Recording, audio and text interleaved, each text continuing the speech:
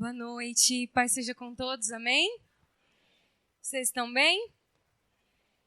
Estou muito feliz por estar aqui mais uma vez.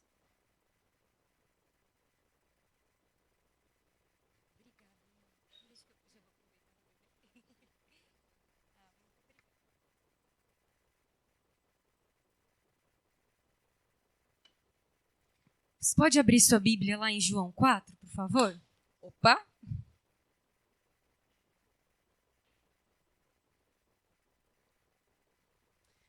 Espírito Santo,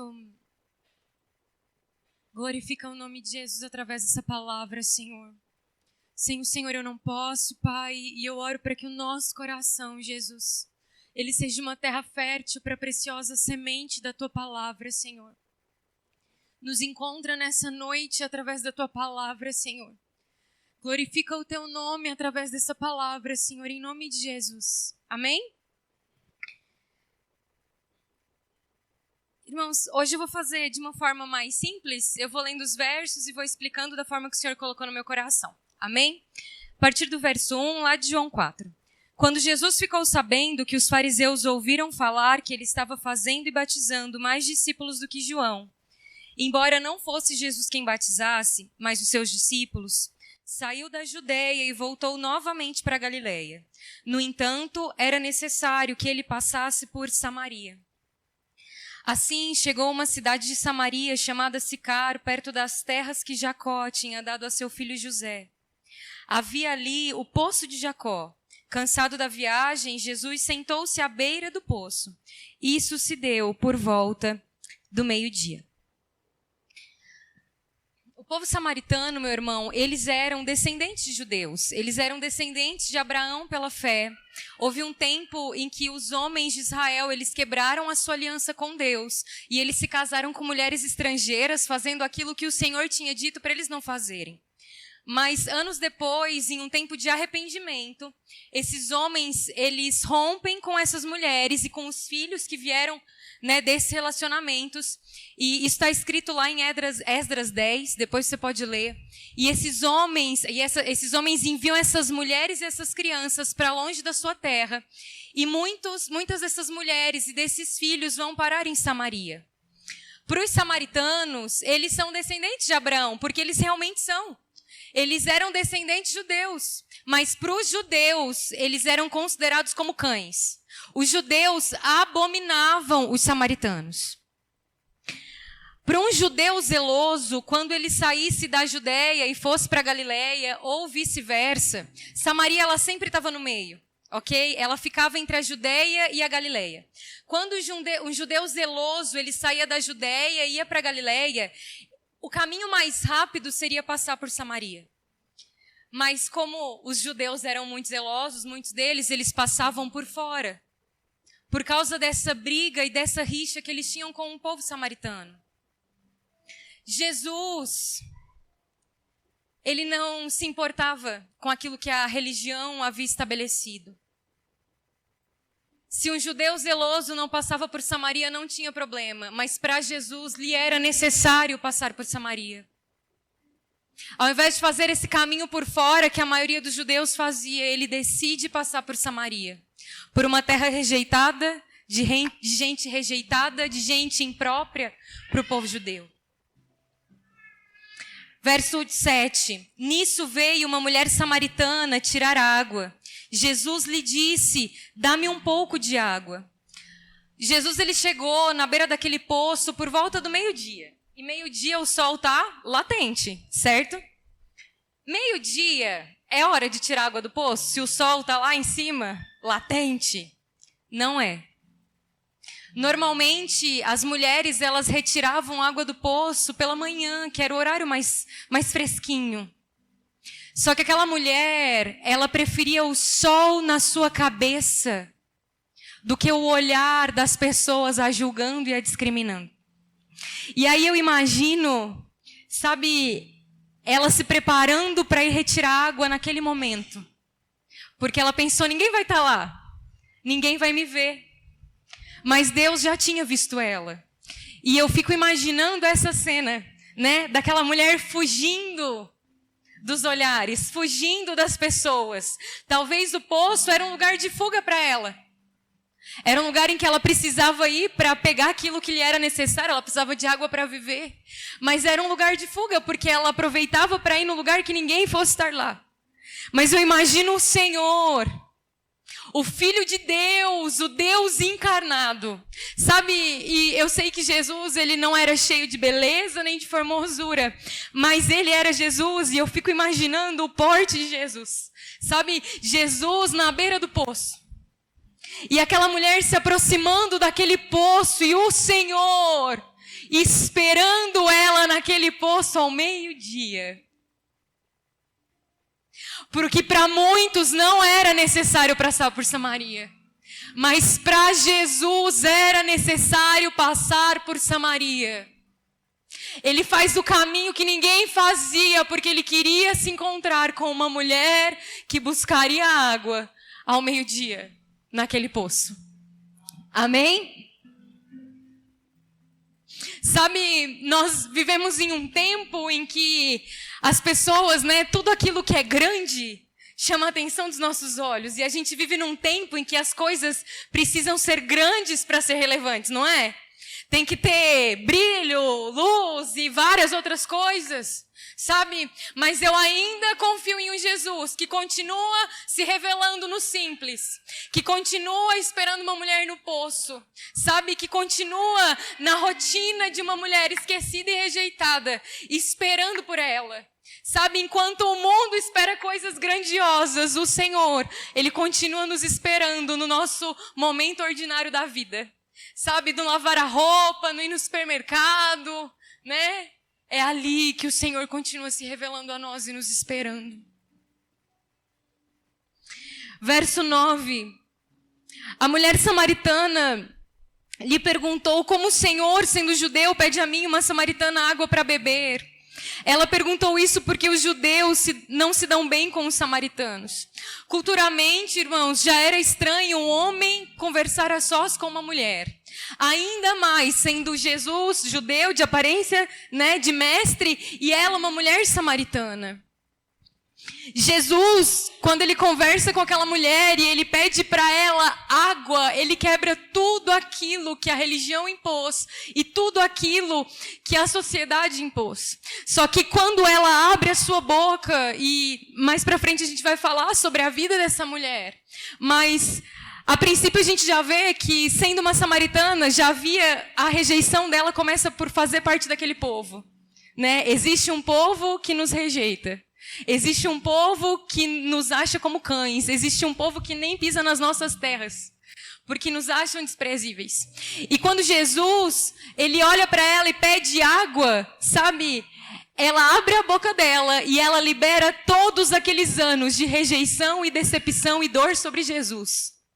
Como o Senhor,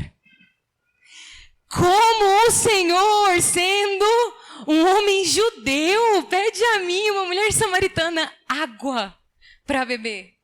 Você já teve uma conversa assim com Jesus? Em que Deus, ele quer falar e você abre a sua boca e você pega toda a sua dor, todo o seu sentimento de rejeição e você joga tudo em cima dele. Mas Deus, você já teve esse momento? Ou foi só eu? Você já teve esse momento, né? Todos nós já tivemos.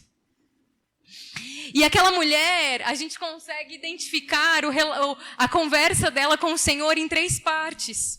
Na primeira parte, ela olha para Jesus pensando que ele é apenas um homem e homem judeu, ok?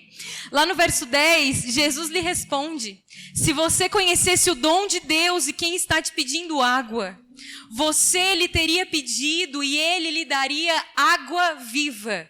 O que Jesus disse para ela? Se você conhecesse quem está te pedindo água, você lhe pediria e este lhe daria água viva.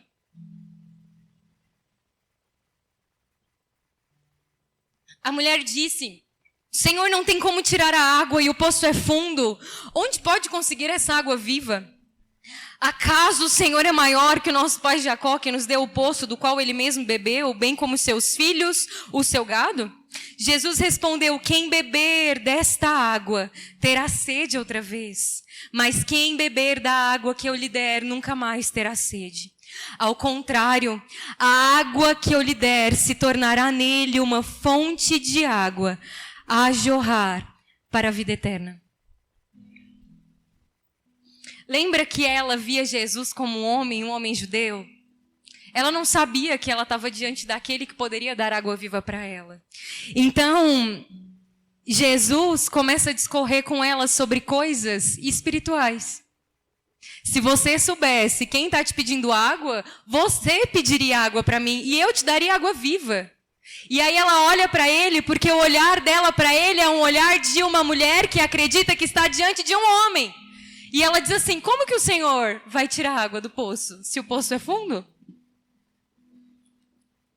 Jesus estava falando com ela sobre coisas eternas e sobrenaturais. E ela estava diante de Jesus, falando de coisas terrenas. E muitas vezes o Senhor está diante de nós, o Senhor, que pode nos dar a água viva, e nós estamos olhando para Ele e dizendo, Deus, como que o Senhor vai tirar a água do poço? Como que o Senhor vai fazer? Porque às vezes o nosso olhar para o Senhor é como se Ele fosse um homem. E por isso na palavra muitas vezes o Senhor tem que reafirmar ao seu povo, eu não sou homem. Eu não sou homem para que minta, eu não sou filho do homem para que me arrependa. Só que quando os nossos olhos estão aqui, às vezes a gente continua tratando o Senhor dessa ótica. E é isso que essa mulher fez, porque ela não sabia quem Ele era. E aí ela pergunta, acaso o Senhor é maior que o nosso pai Jacó? Acaso o Senhor é maior que o nosso pai Jacó? Sim. Humanamente falando, Jesus, ele era descendente de Jacó. Jacó está lá na genealogia de Jesus. Ele não era o herdeiro do poço, porque o Senhor porque Jacó deu para José. E Jesus veio de Judá, né? Mas ele era descendente de Jacó, certo? Humanamente falando.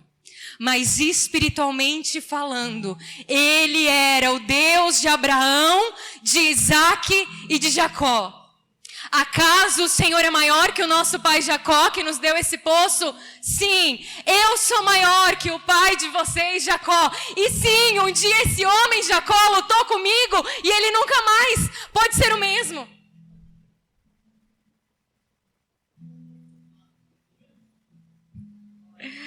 E a forma de Jesus mostrar para essa mulher que ele era maior que Jacó é dizer, eu tenho uma água para dar para você que vai fazer jorrar em você. Uma água viva, uma água que jorrará coisas eternas. Lá em Apocalipse 21, 6, a palavra diz, está feito, eu sou o alfa e o ômega, eu sou o princípio e o fim, quem tiver sede, darei de beber gratuitamente da fonte da água da vida. É Jesus que pode nos dar a beber de uma fonte de água da vida. Aquela mulher estava diante daquele que era a própria vida, aquele que podia dar água da vida, aquele que podia fazer rios fluir do seu interior. E ela fica discutindo com ele, como que o Senhor vai tirar a água do poço? Pois o Cordeiro que está no centro do trono os pastoreará, ele os guiará às fontes de água viva, e Deus enxugará dos seus olhos toda a lágrima. Apocalipse 7,17 nos garante que ele nos guiará às fontes da água da vida. Mas a gente precisa perder a ótica do natural. A gente precisa perder a ótica de como olhar para o Senhor e pensar que Ele é homem, sabe? Discorrer com Ele de coisas terrenas enquanto Ele está querendo falar conosco das coisas que realmente importam, que são as eternas. Lá em Jeremias, o Senhor, Ele diz, o meu povo cometeu 2 crimes. Eles me abandonaram a mim, a fonte da água viva, e cavaram as suas próprias cisternas, cisternas rachadas que não retêm água. Existia um tempo que, para que as pessoas elas buscassem água, sabe, água viva, sabe, água fresca, vamos dizer assim, isso custava para elas, irmãos. As pessoas precisavam sair das suas casas, muitas vezes adentrar no mato, sabe? E ir procurar nascentes. Mas aí elas voltavam para casa com uma água que era fresca. Mas depois, naquele tempo, a modernidade foi, vamos cavar cisternas. A água da chuva cai e a gente usa essa água que cair. A gente não precisa mais se desgastar e adentrar o mato, sair da nossa zona de conforto para buscar uma água fresca. E no tempo de Jeremias, o Senhor, Ele repreende o seu povo utilizando aquilo que eles faziam. Porque o Senhor diz, o meu povo me abandonou. Abandonou a minha fonte de água viva. O meu povo deixou de me buscar. O meu povo decidiu viver numa zona de conforto. E o meu povo acha que vai conseguir armazenar a minha presença em cisternas. De uma água que não é viva, que não é fresca. E o Senhor, Ele repreende o seu povo naquele tempo. E Ele diz, vocês não podem fazer isso com a minha presença. Vocês não vão viver das manifestações da minha presença do passado. Porque eu sou a fonte de água viva.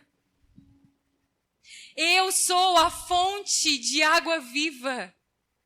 Não são as cisternas que vocês cavaram para vocês que vão reter a minha presença. E o Senhor, Ele repreendeu o povo através de Jeremias dizendo isso. Mas Ele deixa claro, eu sou a fonte de água viva. E eu não sei se você já viu uma fonte, uma nascente, mas é uma água fresca. E quando a gente pensa nesse calor, numa água fresca, é algo muito bom. Mas é uma água que é nova. Porque quando nós bebemos da fonte, há uma novidade de vida diariamente. Quando a gente sai de um lugar, de uma zona de conforto e decide, eu vou adentrar, eu vou andar mais uma milha, sabe, eu vou subir ao monte, eu vou no lugar que preciso for, mas eu vou beber dessa água, haverá novidade de vida. E Jesus, quando Ele olha para aquela mulher, Ele deixa claro que se ela soubesse quem estava diante dela, ela teria pedido para Ele água. E Ele daria para ela uma água que é viva. Uma água que jorraria de dentro dela. Uma água fresca. Aquela mulher, meu irmão, ela estava diante de um poço, porque ela precisava daquela água natural. Mas o Senhor queria fazer dela uma fonte, não um poço. Uma fonte que jorraria. Você consegue entender isso? E muitas vezes sou eu e você. Sabe? Muitas vezes sou eu e você. Deus está falando de coisas sobrenaturais e nós estamos, mas Deus, como que vai ser? Deus está falando, eu vou fazer. Se você soubesse quem está diante de ti, você não ficaria discutindo sobre como tu vai tirar água do poço, mas tu pediria para mim uma água viva.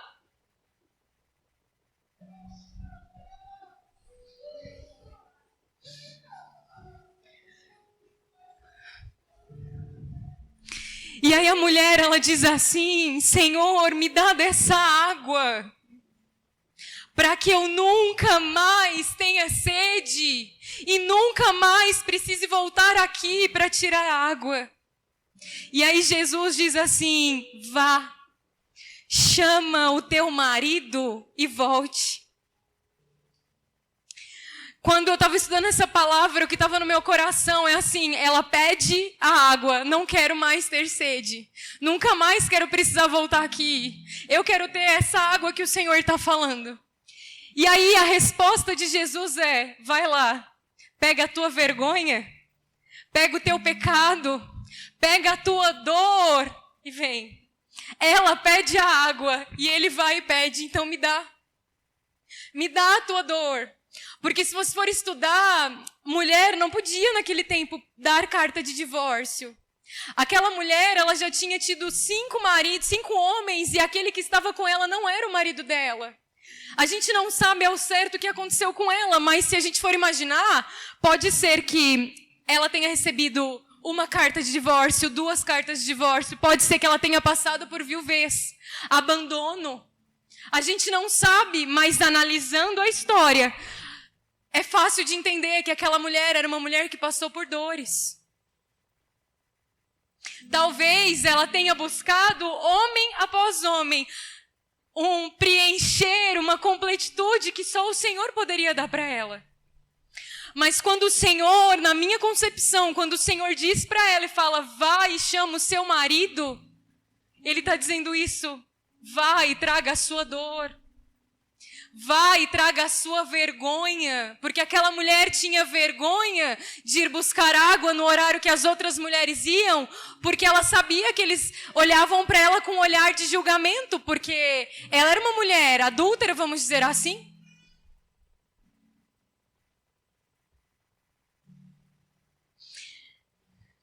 E eu imagino que quando o Senhor ele diz para ela, vá e chame o seu marido, eu não penso em Jesus como um apontador e julgador. Mas eu penso em Jesus manso e humilde, que olha para ela com amor e com um coração de eu posso trazer redenção sobre a vida dessa mulher, porque Ele era aquele que tinha poder para perdoar os pecados dela.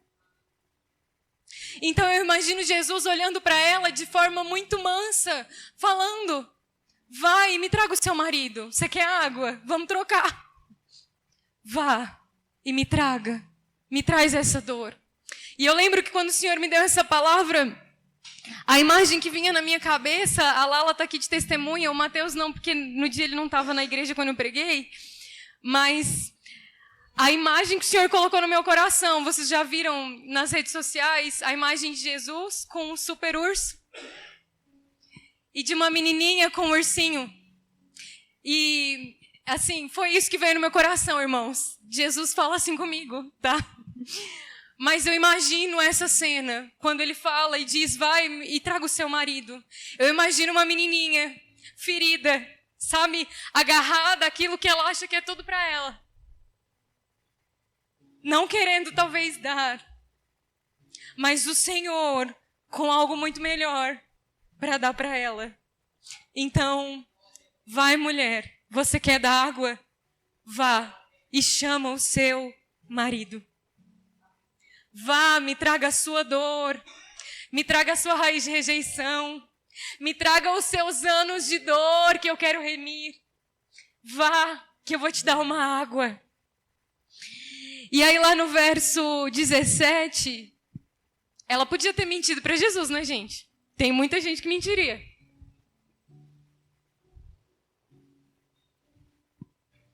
Mas ela foi sincera. E o ambiente de sinceridade, ele gera revelação.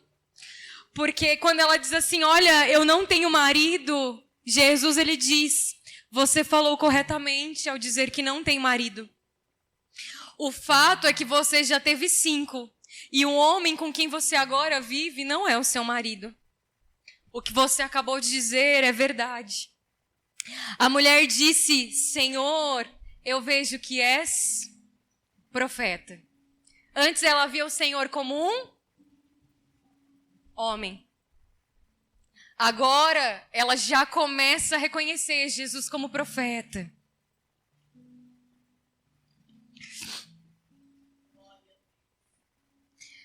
Verso 19. A mulher disse, Senhor, eu vejo que é profeta. Os nossos antepassados adoraram neste monte, mas vocês, judeus, dizem que Jerusalém é o lugar onde se deve adorar. Jesus declarou, creia em mim, mulher. Está próxima a hora em que vocês não adorarão ao Pai, nem neste monte, nem em Jerusalém. Vocês, samaritanos, adoram o que não conhecem. Nós adoramos o que conhecemos, pois a salvação vem dos judeus. No entanto, está chegando a hora, e de fato já chegou, em que os verdadeiros adoradores adorarão ao Pai em espírito e em verdade. Estes são os adoradores que o Pai procura. Deus é espírito e é necessário que os seus adoradores o adorem em espírito e em verdade. Lembra que essa mulher agora não vê mais o Senhor apenas como um homem judeu, mas a ótica dela, porque ele revelou que ela já havia tido 5 maridos, que o homem que ela estava não era o seu. Agora ela vê ele como um profeta. E de todas as perguntas que essa mulher poderia fazer, ela pergunta ao Senhor sobre adoração. Você já esteve diante do profeta, irmão? Eu já, de vários. Pedro me conhece. Eu gosto de uma palavra profética. Mas de todas as perguntas que essa mulher ela poderia fazer ao Senhor, ela não perguntou quando que eu vou casar de verdade, quando que minha história vai mudar, quando que eu vou deixar de ser rejeitada. Ela pergunta, onde que é o lugar que a gente deve adorar? Onde que é o lugar que a gente deve adorar? E a sinceridade dessa mulher, ela começa a gerar um ambiente de revelação, e o Senhor começa a discorrer com ela sobre coisas mais poderosas ainda. Porque ele já tinha falado para ela que ele poderia dar para ela uma água que jorraria dela. Mas agora ele continua falando sobre adoração, sobre salvação. E eu imagino o coração de Jesus diante dessa mulher. Por que era necessário Jesus passar por Samaria? Porque ele queria encontrar uma mulher que ia perguntar para ele sobre adoração. Que ansiava no seu coração pelas coisas que são do alto. E meu irmão, de tudo que ela podia perguntar é adoração. Senhor, me ensina onde é o lugar que se pode adorar. E o Senhor, ele fala sobre o padrão de adoração. Ele diz que está chegando um tempo, mulher, em que não vai ser nos montes que vocês vão adorar. Mas o Senhor procurará aqueles que o adoram em espírito e em verdade. Olha a profundidade que essa conversa na beira de um poço está tomando. Adoração. Um padrão de adoração que seria estabelecido em Cristo. Uma adoração em espírito e em verdade. Meu irmão, adoração em espírito, porque o Senhor é espírito e nós precisamos o adorar em espírito. Mas verdade fala de motivação de coração. A adoração no original é a palavra proskineu.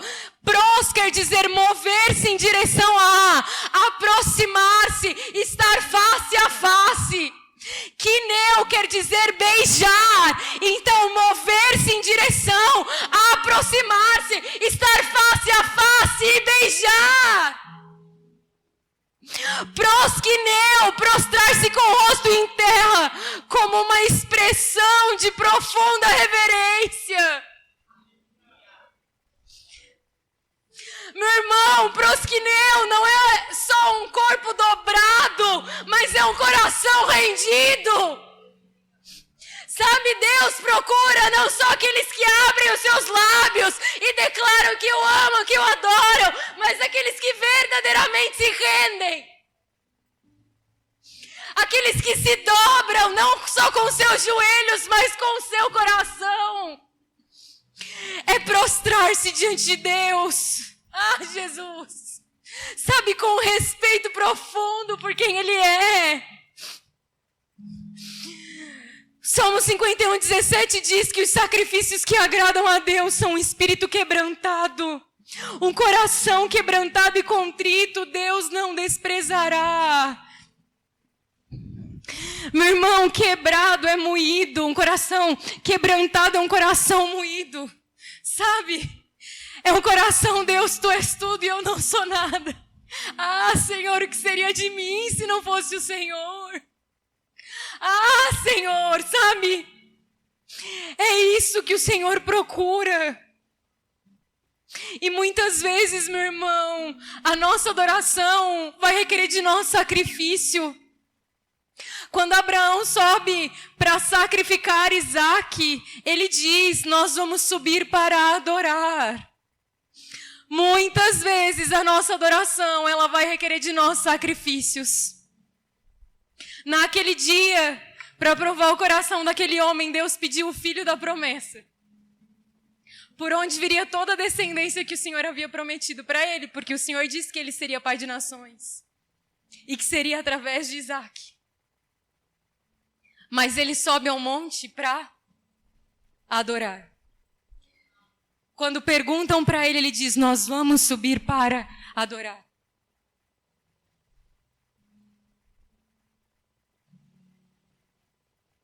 E é isso que o Senhor ele tem procurado na sua noiva.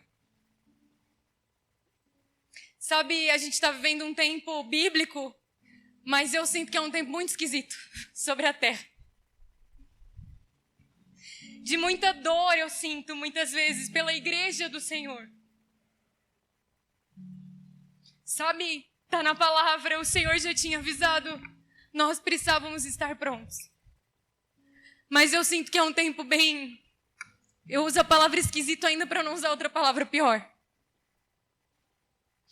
Mas ainda existem aqueles que continuam beijando o filho para que o pai não se ire.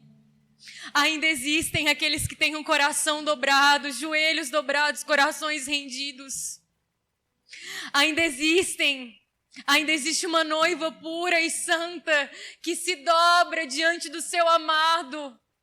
Sabe que não tem problema em levantar do leito e para encontrar com o amado, que não vai dar desculpa. Eu já tomei banho, já lavei os meus pés, eu vou ter que me sujar como a amada em Cantares faz. Não. A noiva do Senhor, ela está pronta, gritando com o Espírito Maranata: ora vem, meu noivo. Eu te amo, meu noivo. Eu sacrifico o que o Senhor pedir, meu noivo. Porque tu é mais importante que todas as outras coisas que eu possa ter. E o Senhor, ele começa a discorrer sobre essas coisas com essa mulher. E esse ambiente de revelação, sabe, gera isso.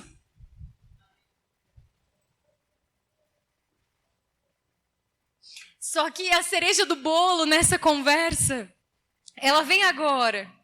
Porque você entendeu comigo que o nível começou a subir, não começou?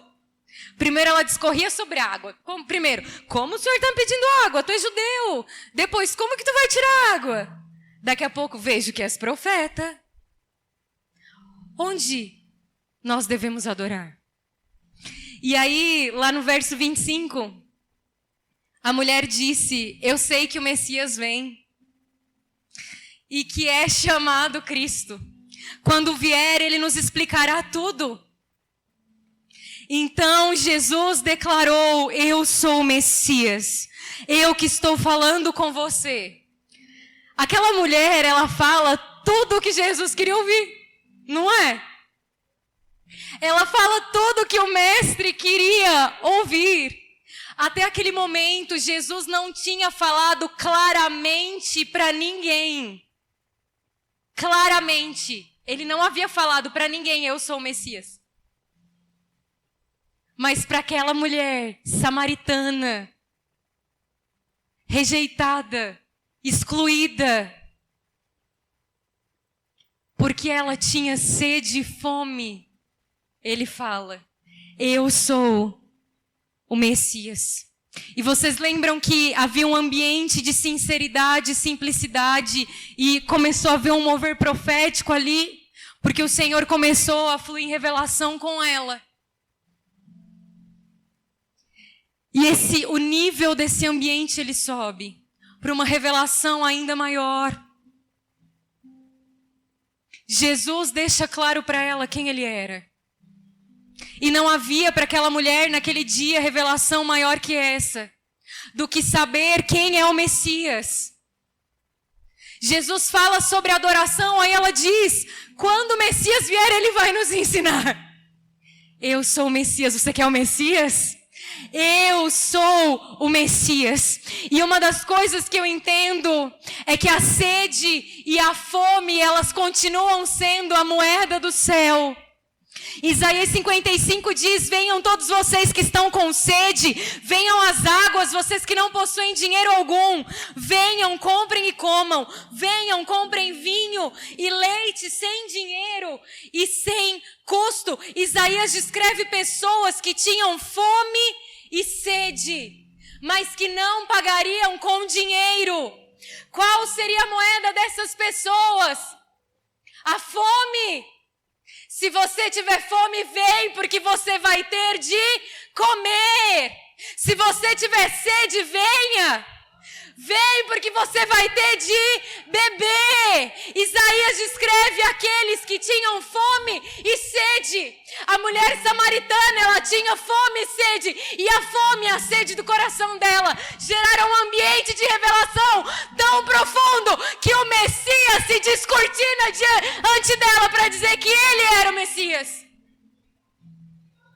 Às vezes, irmão, e eu não tô batendo em você, tá bom? Vocês me conhecem, alguns de vocês me conhecem. Mas eu tô apanhando aqui, ok? Já tô apanhando. Muitas vezes nós não temos acessado níveis maiores de revelação, porque tem nos faltado fome e sede por quem Deus é. O apóstolo João estava no pior momento, talvez, da sua vida, preso numa ilha, idoso já. No pior momento da sua história, talvez. Preso pelo Evangelho, por amor a Jesus. E ali ele teve a maior revelação da sua vida. Ali ele tem a visão do Apocalipse, uma visão que marca a igreja até hoje. E que nos instrui a esperar por esse tempo. E ali ele escuta uma voz dizendo, sobe aqui e vem ver. Tem uma das moças que eu acompanho, a Lala tá aqui, é uma delas, e a Gi é outra que não pôde vir. E Deus usa muitas meninas para falar comigo também. E eu lembro uma vez que eu fui ter um tempo com a Gi e eu fui para dar, mas acabei recebendo. E o Senhor, Ele falou através dela. Ela viu vários convites, sabe? E ela falou, amiga, esses convites são convites de Jesus para você e eles estão esperando você acessar. Mas se eu não tiver fome, se eu não tiver sede, como que eu vou abrir? Como que eu vou entrar no meu quarto para falar, Senhor, eu estou aqui porque eu quero acessar esses convites? Sabe, irmãos, porque há uma geração que foi chamada para ser amiga do noivo. Há uma geração que foi chamada para ser amiga do noivo. E é só uma geração que é amiga do noivo, acessa coisas que talvez nunca foram acessadas nesse tempo da história. É uma geração de amigos que destrava coisas e prepara um caminho aqui na terra para que o Senhor ele venha e cumpra aquilo que ele prometeu. É uma geração de amigos, de noivos, e isso não estava na palavra, irmãos, não estava no meu esboço. Que prepara a noiva para o dia em que o noivo virá. É uma geração de amigos do noivo que vai poder apontar e falar, eis aí o Cristo. E essa geração não será enganada, porque ela conhecerá, porque aqueles que estão se enganando aí fora, é porque não conhecem o Cristo. Mas há uma geração de amigos que foi chamada para conhecê-lo, para contemplá-lo e para anunciá-lo. Quem vai ser você na história, irmão? Eu lembro, ano retrasado, irmãos, vocês me conhecem, eu busco, eu amo Jesus, consagrei minha vida ao Senhor, mas nem sempre o nosso coração está quebrantado o suficiente, não é verdade? Eu estava Era uma escola de profetas, não sei se eu contei isso no acampamento, talvez tenha contado, porque isso me marcou muito. Mas eu lembro que eu estava no culto dos adolescentes, que não estava no script, e os adolescentes resolveram fazer um culto de busca pelo Espírito Santo. Eles tinham passado a madrugada inteira orando, foram dormir às 5 horas da manhã. Enquanto nós, adultos, daquela escola de profetas, estávamos dormindo. Pela manhã teve um culto e à tarde falaram, os adolescentes vão fazer um culto. E eu estava com sede e fome, mas não totalmente quebrantada. Falei, Deus, eu vou ficar para o culto dos adolescentes. E eu fiquei para aquele culto dos adolescentes. E eles fluíam com tanta autoridade e poder, e o Espírito Santo estava lá, mas em alguns momentos eu falava, Pai, eu não estou lá, Senhor. Eu não estou sentindo, sabe? Eu não estou mergulhada, Senhor. Eu sei, irmão, que nem sempre a gente precisa sentir, ok? Mas naquele ambiente, da forma que o Senhor trata comigo, era essa minha forma de me expressar para Ele. E aí veio uma menina, eu não sei, ela devia ter uns 14 anos, 15 anos. E ela falou tudo que eu estava falando com Deus no meu ouvido. E o Senhor falou, filha, você... Porque eu negociava algumas coisas com Deus. Falava, Deus, mas eu tenho te buscado. Eu quero mais, eu preciso acessar novos lugares no Senhor. E aí ela vinha no meu ouvido e falava assim, filha, você tem dito, pai, eu tenho te buscado. E aí ele disse, me busque mais.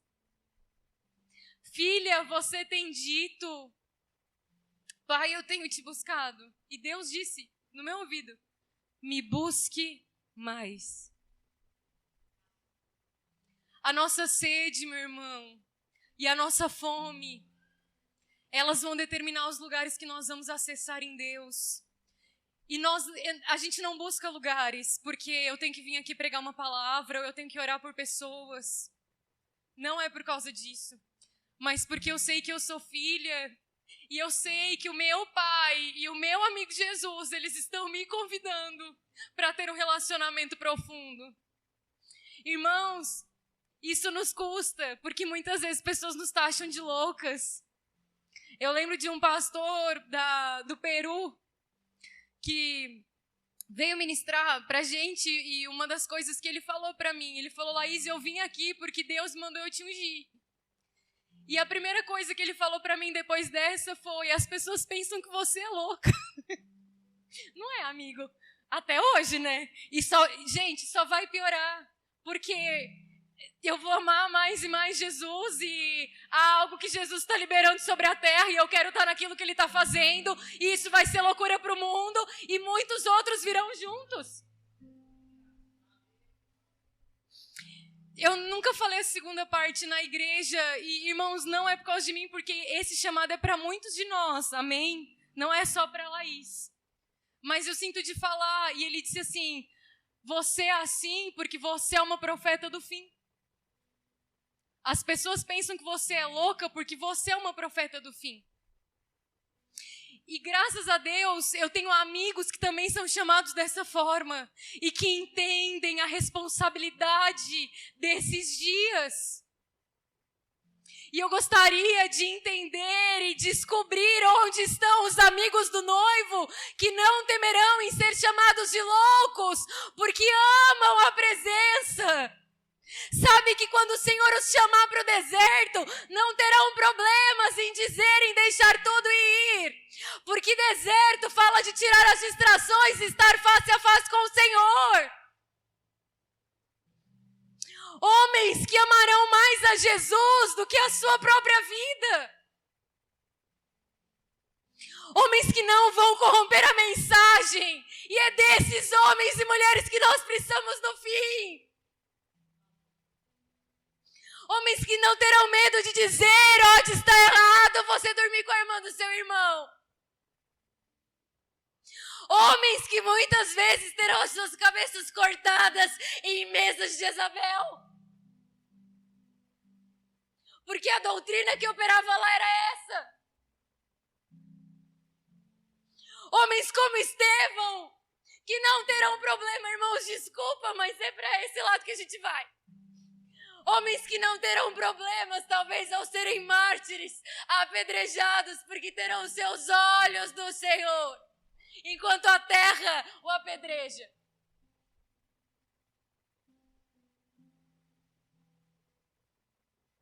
Homens que amam a Jesus, irmãos. Uma noiva que ama o seu noivo. Sabe quando o Senhor fala da parábola das virgens? Eram 10. Todas elas tinham a candeia ali, ó, a lamparina. Todas elas tinham um instrumento para iluminar. Mas o óleo que fazia funcionar, só metade delas. Deus não quer só o nosso instrumento. Que pode iluminar o caminho até o noivo. Sem o óleo, não vai funcionar. Sabe, chegarão dias em que a performance vai acabar.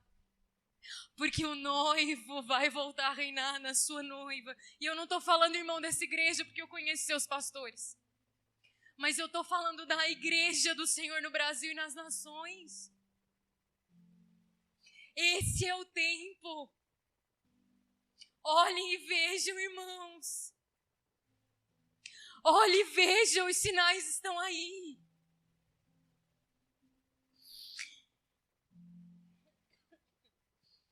E voltando aqui para a mulher samaritana, o Senhor se revela a ela como Messias porque ela tinha sede e fome. Essa é a moeda de troca do céu. Se você tem sede e se você tem fome, Ele vai te dar de comer e Ele vai te dar de beber. Em Isaías 44, lembra que ela falava, o nosso pai Jacó nos deu esse poço, certo? Eles também eram descendentes de Jacó, certo? Havia uma promessa que Isaías escreve em Isaías 44, a partir do verso 1. Mas agora escute Jacó, meu servo Israel, a quem escolhi. Assim diz o Senhor, aquele que o fez e o formou no ventre e que o ajudará. Não tenha medo, ó Jacó, meu servo, Jesurum, a quem escolhi, porque derramarei água sobre o sedento e torrente sobre a terra seca. Derramarei o meu espírito sobre a sua prole, a minha bênção sobre os seus descendentes. Talvez quando Isaías profetiza isso e ele usa ali o nome de Jacó, meu irmão, nós sabemos que ele estava falando de Israel. Mas esse nome é colocado, talvez ali o Senhor já sabia que lá à frente, séculos à frente, haveria um povo sedento em Samaria, uma prole de Jacó. E Deus prometeu derramar água sobre eles, sobre aqueles descendentes que têm sede. Torrentes de água sobre a terra seca. Porque Deus, Ele só derrama água para quem quer. Quem não quer e quem não tem sede, não tem. A palavra nos garante que Ele dará água para quem quer. Aquele que tem sede, vem aí, beba. Beba de mim, da água viva. E essa é a moeda do céu. Fome e sede, meu irmão, gerarão ambientes que a gente nunca acessou. No nosso quarto, mas também na igreja do Senhor. Níveis maiores de presença, níveis maiores de relacionamento com a palavra do Senhor. Fome e sede gerarão isso em nós. E aí, para terminar, lá no verso 28 e 29, então deixando o cântaro, meu irmão, representava a necessidade dessa mulher, porque ela saiu para buscar água, porque ela precisava ter água na casa dela para beber, para viver. E aí ela deixa o seu cântaro, a sua necessidade. E a mulher volta à cidade dizendo ao povo: venham ver o homem que me disse tudo o que tenho feito. Será que ele não é o Cristo? E você lembra? E se o ministério de adoração puder subir, eu agradeço.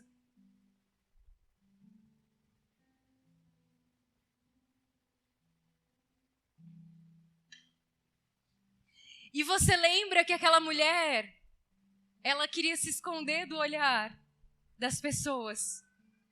Mas depois de beber da água do Senhor, depois de ter um encontro com Jesus, ela sai para anunciar para aqueles de quem ela queria se esconder: ei, vem ver se esse não é o Cristo, se esse não é o Messias.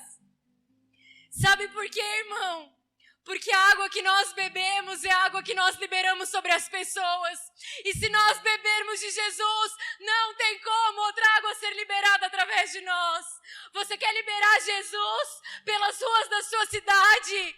Beba do Cristo, coma do Cristo, relacione-se com Jesus.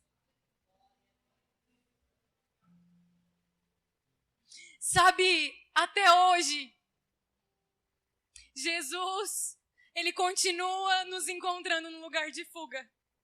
Até hoje, Jesus continua nos encontrando no lugar de fuga. Muitas vezes, nos dias em que nós estamos fugindo, em que nós não queremos ver ninguém, em que a gente não quer nada, sabe? Ele está num poço nos esperando para nos dar aquilo que vai mudar a nossa realidade. Jesus continua tendo encontro em poços. Muitas vezes, quando nós estivermos discorrendo com Ele sobre as coisas terrenas, Senhor, como vai ser? Ele vai falar, olha da minha ótica, eu posso dar uma água que nunca mais vai te dar sede, nunca mais vai ter sede quando você beber dessa água. Muitas vezes, quando nós estivermos diante dEle, sabe, com sede e fome, perguntando sobre as coisas que são mais altas do que essas daqui, Ele vai ter prazer. Sabe, muitas vezes o Senhor Ele vai desenrolar rolos, abrir livros diante de nós e revelar o seu coração, revelar quem Ele é e nos conduzir a um nível maior. Nós não fomos chamados para ver Jesus como um homem, nós não fomos chamados para ver Ele como um profeta, mas nós fomos chamados para ver Ele como o verdadeiro Messias e único.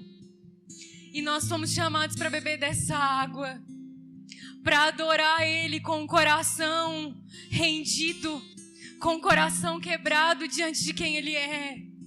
Tu és tudo, Senhor, e eu não sou nada. Ai de mim, se eu não tiver dessa água. Ai de mim, se eu não te encontrar nos meus dias maus, Jesus. Ai de mim. Sabe, eu oro nessa noite para que o Senhor, Ele dê água àquele que tem sede. Senhor, eu oro por níveis maiores. Senhor, eu peço que não venha como conta-gotas, mas que venha como uma chuva celestial. Senhor, enquanto os meus irmãos se dirigem na vida ordinária, Senhor, eu oro por encontros profundos. Eu oro por encontros no volante. Eu oro por encontros na cozinha. Eu oro por encontros, Senhor, nos quartos. O Senhor é aquele que desbasta a depressão, porque o Senhor dá água de vida. O Senhor é aquele que dá água de vida. Senhor!